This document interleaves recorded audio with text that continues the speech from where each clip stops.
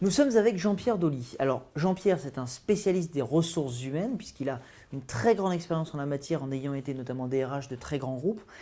Jean-Pierre, aujourd'hui, on a envie de parler ensemble d'une chose qui est hyper importante, pour toi en tout cas parce que tu connais le sujet, tu le maîtrises vraiment, c'est le management en entreprise et le rapport qu'on peut avoir avec le management justement dans le sport. Tu fais des tas de conférences et de séminaires sur le sujet, qu'est-ce que tu peux nous dire? Alors je peux dire qu'il y a beaucoup de ressemblances et quelques différences. Ah, Il y a beaucoup de ressemblances, si j'en crois par exemple ce que je faisais il y a encore peu de temps, c'est-à-dire un débat entre Aimé Jacquet, directeur technique national, et mon ancien patron chez Danone, Franck Ribou, où les interrogeant sur le management, donc le recrutement, la formation, l'évaluation, la rémunération, l'animation d'une équipe, etc., à 99%, ils disaient la même chose. Par exemple, la sélection des joueurs pour l'un, la sélection d'un comité de direction pour l'autre. ah mais c'est vrai, c'est vrai. Le Ouais. plus important n'est pas ce qu'on croit. Ce n'est pas la sélection des titulaires d'une équipe, C'est comment tu vas c'est animer? celle des remplaçants. Ouais. Et de la même manière, pour un comité de direction, la non-sélection des numéros 2 ou un Ouais, bis ouais. pour pouvoir être dans le comité de direction. C'est-à-dire pour l'un, Aimé Jacquet et les autres sélectionneurs, Didier Deschamps dit la même chose. Je ne prends pas nécessairement les 23 meilleurs, je prends ceux qui vont pouvoir jouer, travailler, Cohabiter, vivre bien sûr, ensemble bien sûr. pendant une compétition.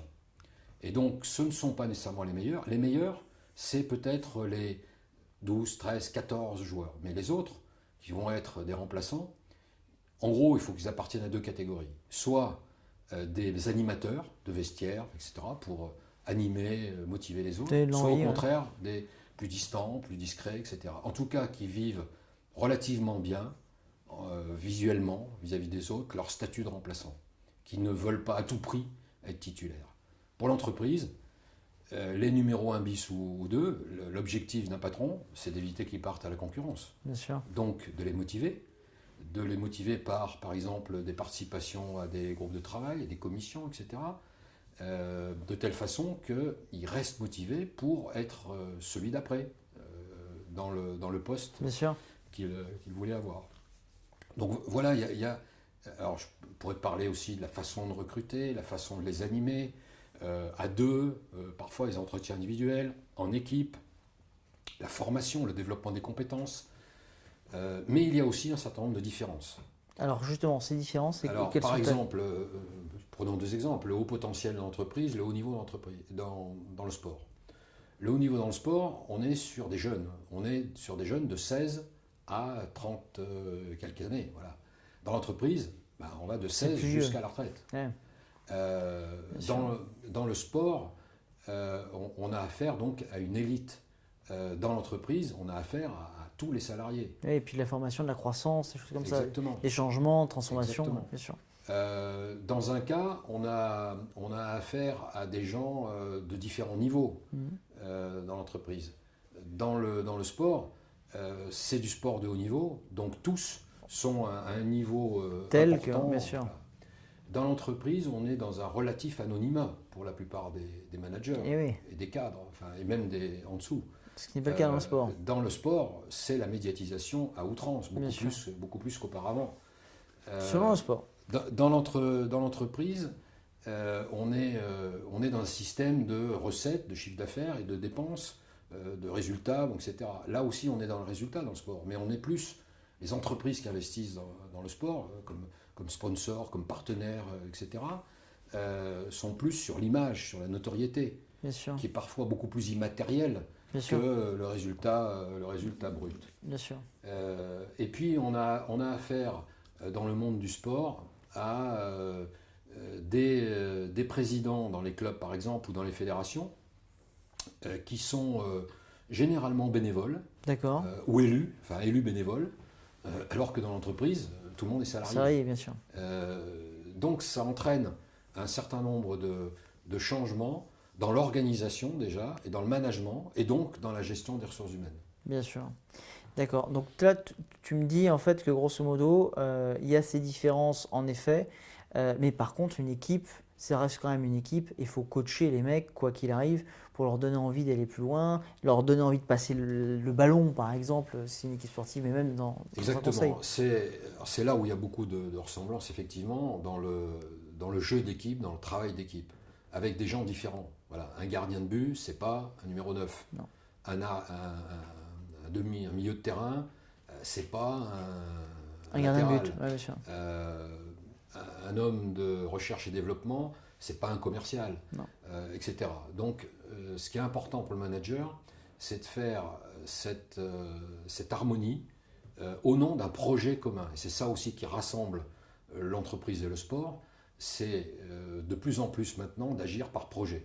Voilà. J'ai un projet de faire tant de parts de marché l'année prochaine. J'ai un projet de gagner telle compétition dans 1 an ou dans 2 ans. Et la nature du projet est différente, mais la méthode pour y arriver est exactement la même. C'est ce que j'ai eu l'occasion de pouvoir faire avec l'équipe de France. La méthodologie de conduite d'un projet est exactement la même. Quel que soit le sport ou l'entreprise, bien sûr. Ceci dit, il faut quand même un peu connaître le monde du sport et du foot en particulier pour pouvoir animer ce genre de projet. Donc, si on devait juste en une phrase terminer, est-ce que tu conseillerais par exemple à un DRH, à un recruteur, peu importe ce que peut être le patron d'une petite PME, de regarder sur le CV peut-être les hobbies, les loisirs des gens, s'ils font du sport, est-ce que c'est quelque chose de positif alors? C'est essentiel. Alors moi, personnellement, mais ça n'engage que moi, beaucoup plus sur le sport collectif que les sports individuels. Mais il y a des points communs. Le sport individuel comme le sport collectif entraîne tout ce qu'on sait, la maîtrise de soi, la réaction face à un échec, etc., qui sont très importants dans l'entreprise. Mais le petit plus du sport collectif, c'est que l'entreprise, à part, on va dire, un expert, chercheur dans un laboratoire, etc., je connais peu, moi, d'entreprises, PME, TPE, comme les grands groupes, où on travaille vraiment tout seul, on travaille en équipe. Et donc l'important, c'est justement ces interrelations, cette entente, ce management transversal de gens différents, dans la diversité, dans la différence, arriver à un résultat sous l'angle, le tout sera plus que la somme des parties. Et donc, dans le sport comme dans l'entreprise, mais aussi ailleurs. J'ai travaillé aussi, c'est dans mon livre d'ailleurs, L'accordeur de talent, la comparaison avec la musique. Un chef d'orchestre, un chef de chœur sont face à la même situation. Un chef de cuisine étoilé a le même sujet. Un responsable d'un raid d'aventure. Il est à l'exemple, bien sûr. Le leader de la patrouille de France. Enfin, tous les gens qui sont confrontés à résoudre un projet collectif avec une équipe diversifiée ont à s'imprégner de ces ressemblances et de ces différences et des exemples qu'ils ont pu développer avec succès et dans la durée, ce qui est important. Bah écoute, merci en tout cas. J'espère que les gens qui nous regardent ont pu apprendre un petit peu. Ils ont peut-être envie aussi d'en savoir un petit peu plus. Donc, on regarde ton site, Dolly Partners, pour s'informer et puis pour peut-être te poser des questions directement si besoin. Et merci beaucoup, Jean-Pierre. Merci, Damien.